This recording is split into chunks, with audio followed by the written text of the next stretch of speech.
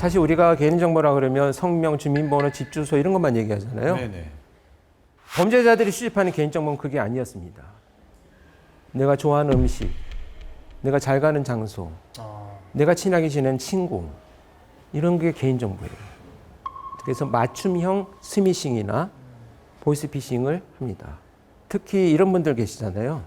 공항에서 셀카를 찍습니다. 네. 드디어 우리 일가족이 일주일 동안 해외여행을 다녀오겠습니다. 너무나 좋겠지요. 그러고 탁 올려놓고 갔다 오시면 네. 이 얘기예요. 일주일 동안 우리 집에 아무도 없으니 맘대로 털어가세요가 똑같은 얘기입니다. 그분의 히스토리를 보면 그 집을 찾아요. 아파트만 찾으면 속여서 들어가는 방법이 수십 가지입니다. 그래서 개인정보는 개인에 대한 모든 정보예요. 이제 나만 아니면 돼라는 시대는 끝났습니다. 어떤 분들 이렇게 얘기하시거든요. 나 휴대폰에 인터넷을 안 써. 근데 내가 무슨 뭐 보이스피싱이나 이런 거 당할 것 같아? 나만 안 쓰는 거예요. 내 친구가 쓰고 내 남편이 쓰고 내 아내가 쓰고 누군가의 내 사진이 저장되어 있고 내 정보가 누구한테는 들어있어요. 그 사람께 해킹당하면 내가 해킹당하는 거 똑같아요. 나만 안 쓰니까 괜찮아요가 아니죠.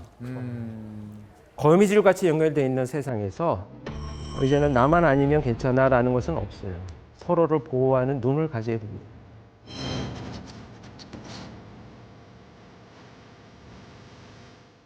수사할 때도 굉장히 필요한 것이 협업이에요. 협업. 예. 그래서 저는 사건이 터지면 그 사건의 특성에 맞는 전문가들을 불러요.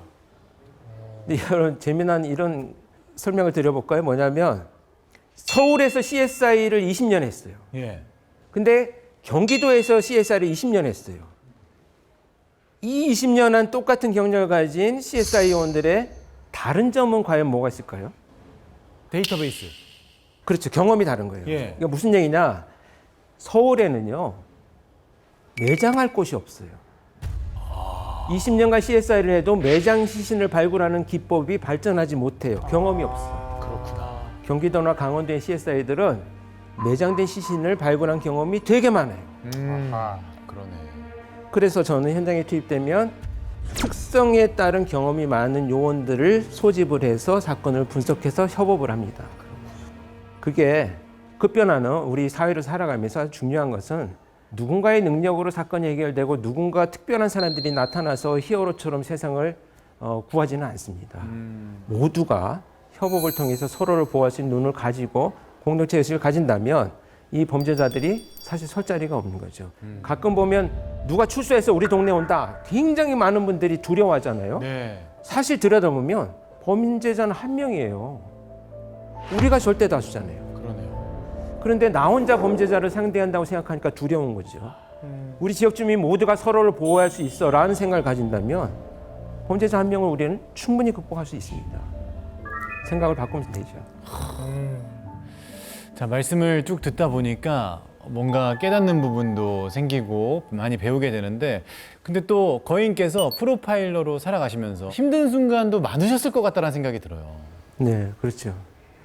사실 근데 일에 몰두하게 되면 지금 힘들어 나 이런 생각을 잘 못해요. 그죠? 예. 근데 길거리를 가는데 갑자기 내가 이러다가 갑자기 쓰러져서 죽을 수 있겠는데 라고 죽음의 어떤 느낌이 확 다가오는 때가 있었습니다.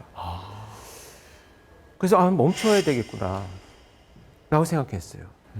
그때가 바로 오늘의 마지막 컷입니다. 이게 뭐죠? 뭐예요? 유리공입니다. 유리공. 예쁘다. 진짜 예쁘네. 그때 제가 느낀 거예요. 직장과 일은 고무공과 같아요. 여러 번 떨어뜨려도 일과 직장은 다시 튕겨 올라서 잡을 수 있어요. 근데 가족은, 사랑은, 또 나의 행복은 유리공이었어요. 떨어뜨리면 깨져버리는. 그런데 우리는 유리공보다 고무공을 훨씬 더 소중하게 다루고 있었어요.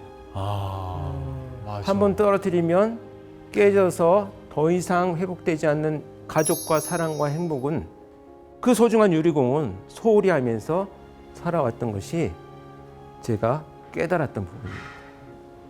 가만히 돌아보니까 아이 손잡고 공원에 놀러 가고 수영장을 가고 이랬던 경험이 별로 없어요. 심지어 아이는 저한테 아빠는 거짓말을 왜 이렇게 많이 해? 고등학교 다닐 때까지. 왜? 주말에 놀러 가자. 근데 눈 떠보니까 회사에 갔다는 거예요. 그래서 저는 현장에 나가 있는 거죠. 그러니까 아이가 너무 실망을 많이 하고 살았어요. 그래서 군을 전역하거나 식사를 하는데 와, 아들이 다 컸어. 열심히 살았구나. 너는 온 우주가 키운 거야. 아내가 저한테 뭐라고 했겠습니까? 내 이름이 온 우주냐? 내가 키웠다. 그래서 아내한테 미안하다. 이제 가족들한테 내가 소통을 시작한다. 결심을 했어요. 복학했습니다. 오늘 뭐 했어? 학교 갔다 왔지. 할 말이 없어요. 없잖아요. 그래서 프로파일링 기법을 썼어요. 어떻게? 이거 꿀팁이다. 우와. 꿀팁. 어떻게 하면 됩니까? 우와. 그래서 프로파일링 기법을 썼어요. 어떻게? 이거 꿀팁이다. 우와. 꿀팁. 어떻게 하면 됩니까? 우와. 그러면 오늘 배운 수업 중에 제일 싫어하는 과목 뭐니? 왜냐하면 어른들은요 대부분 좋아하는 걸 물어봐요. 싫어하는 걸 물어보면 내가 뭔가 이제 말할 때가 됐구나라고 아이들은 생각합니다. 우리 엄마가, 우리 아버지가 뭔가 내 아이의 어려움을 지금 들으려고 하는구나. 여러분 있잖아요. 우리는 배려를 잘못하고 살았어요. 제 아내를 배려하기 위해서 제가 퇴직 후에 열심히 청소를 했습니다. 반응이 없어요. 아내가 이렇게 얘기합니다. 여보, 제가 원하는 배려는요 이런 거예요. 아침에 일어나시잖아요. 나가라. 밖으로. 반전. 아내는 이거 했어요. 남편 퇴직하고 아이들 다 커서 아침에 뭔가 부지런히 해야 될 일이 없어졌어요. 자유 시간을 갖고 싶은데 네가 왜 안 나가고 청소하고 있어? 눈에 걸거치게. 상대방이 원하는 배려도 아닌데 나 혼자 배려라고 생각해요. 그때 제가 느낀 거예요. 정말 소중하게 다뤄야 될 공은요. 가족과 행복과 사랑이에요. 그리고 연대하는 주변 사람들과의 관계들이죠. 근데 그 관계들을 우리는 정말 너무 하찮게 생각하는 경우들이 많습니다. 당연히 너는 옆에 있을 거야. 가족과 행복하게 살려면 돈을 많이 벌어야지. 직장에서 열심히 일해야지. 그런데 그 순서는 바뀌었어야 돼요. 정말 오늘 여러 가지 감정을 선물해 주신 것 같아서 감사한 마음이 큰데요. 자, 마지막으로 해주실 말씀이 있으시다면 네. 어떤 게 있을까요? 악은 태어나는가 만들어지는가. 여러분들의 의견은 어떠신가요? 저는 사실 1000명 이상의 끔찍한 범죄자를 봤지만 타고났는지 만들어졌는지 모르겠어요. 그런데 질문을 바꿔봤습니다. 동일한 사회적 자극을 받는 사람들이 왜 누구는 범죄를 저지르고 누구는 저지르지 않느냐를 고민해야 되는 것이 범죄를 바라보는 시선이어야 된다. 그렇다면 범죄를 저지르지 않는 사람들의 특징들이 무언가를 봤더니 두 가지입니다. 첫 번째는 목표가 뚜렷해요. 그것이 어떤 목표든. 두 번째는 그 목표를 이루기 위해서 주변 사람들을 소중하게 생각합니다.